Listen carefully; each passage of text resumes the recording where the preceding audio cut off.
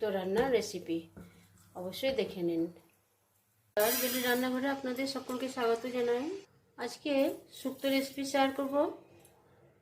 তার জন্য একটু ভাজা মশলা করে নিচ্ছি। ধনে, মৌরি আর গোলমরিচ, দুটো শুকনো লঙ্কা আর নেব একটু রাঁধুনি। এবার ভালো করে ভেজে নিব। বড়াগুলো ভেজে নেব। ছোলার ডাল ভিজিয়ে ভালো করে বাটনা করে নিয়েছি হিং দিয়ে, তারপরে ফেটিয়ে এবার বড়াগুলো ভেজে উঠিয়ে নিচ্ছি।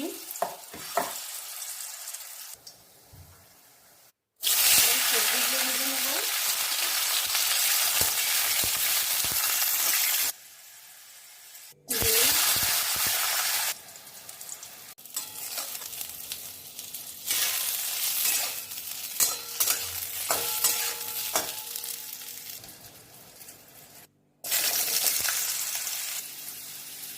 সবজিগুলো ভেজে নেওয়ার পর ওই 2 চামচ তেল দিয়ে সর্ষে, 5 ফোড়ন আর একটা কাঁচা লঙ্কা দিচ্ছি।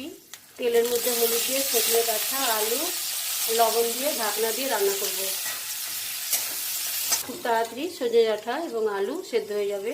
এবার এর মধ্যে পোস্ত আর জিরে বাটা দিয়ে দিচ্ছি। দিয়ে দেবো ভেজে করা রাখা যে সবজিগুলো, বড়িগুলোও দিয়ে দিচ্ছি। এবার দেবো 1 চামচ চিনি, দিচ্ছি 1 কাপ দুধ।